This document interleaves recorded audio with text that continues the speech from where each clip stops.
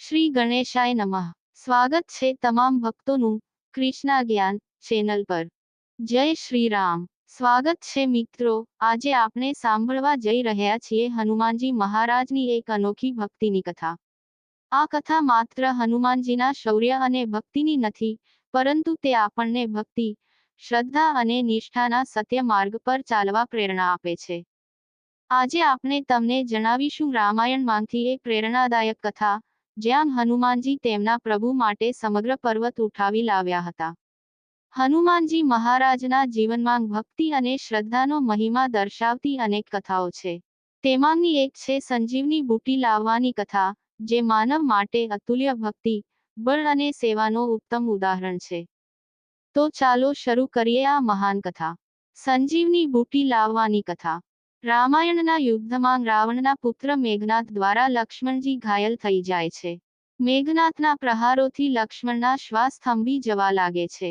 આ દ્રશ્ય જોઈને સમગ્ર વાનરસેના દુઃખમાં ગરક થઈ જાય છે.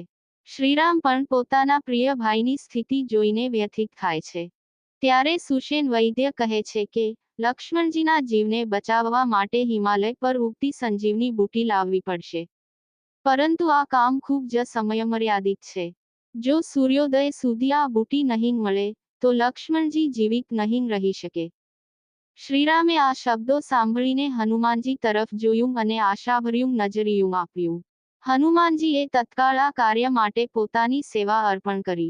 હનુમાનજીનું ભક્તિ અને બળ. હનુમાનજીને ખબર હતી કે આ કાર્ય કોઈ સામાન્ય કામ નથી, પણ તેમણે ભગવાન રામના ભાઈ માટે પોતાના જીવનને પણ દાવ પર મૂકવા તૈયાર થઈ ગયા.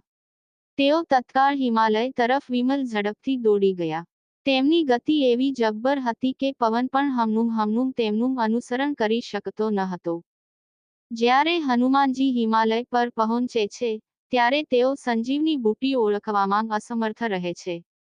પરંતુ તેમના ભક્તિથી ભરેલા હૃદયમાં કોઈ શંકા કે મૂંઝવટ ન હતી. તેમણે કહ્યું, જે પરબ્રહ્મ શ્રીરામે મને આ કાર્ય સોંપ્યું છે, તે સદાય મારા સાથે છે. આ શ્રદ્ધાથી ભરેલી ભાવનાથી હનુમાનજીએ આખો પર્વત ઉખાડી લીધો અને તે પર્વત જ પોતાના ખભા પર રાખીને વાંદરા જેવું ગતિશીલ બની પાછા દોડ્યા. પ્રેમ અને સેવા માટેની આદરણીય ભાવના. હનુમાનજીની ગતિ એવી જબ્બર હતી કે રાવણના વગે ષડયંત્ર રચીને તેમને રોકવાનો પ્રયત્ન કર્યો, પરંતુ હનુમાનજીને કોઈ શક્તિ રોકી શકી નહીં. તેઓ યોગ્ય સમયે સંજીવની બુટી સાથે પાછા આવ્યા. સુષેણ વૈદ્યએ બુટીનો ઉપયોગ કરીને લક્ષ્મણજીને જીવંત કરી દીધા. જ્યારે લક્ષ્મણજી ભાનમાં આવી ગયા, ત્યારે શ્રીરામની આંખોમાં હર્ષાશ્રુ આવી ગયા. તેમણે હનુમાનજીને ગળે લગાવીને કહ્યું, હે મહાવીર હનુમાન, તમારું ભક્તિ અને બળ કદી મરી ન શકે.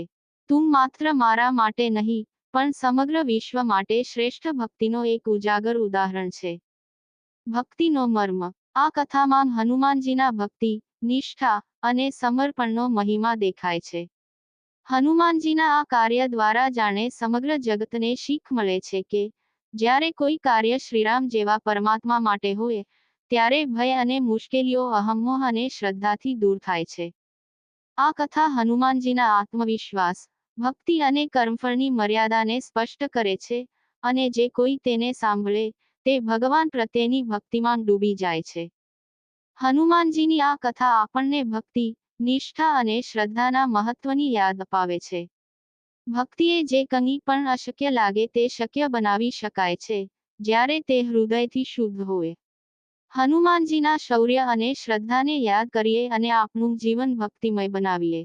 જો આ કથા તમારા હૃદયને સ્પર્શી ગઈ હોય, તો અમારી ચેનલને લાઈક, શેર અને સબસ્ક્રાઇબ કરવાનું ભૂલશો નહીં. હનુમાનજી મહારાજના આશીર્વાદ તમારા પર સર્વદા રહે.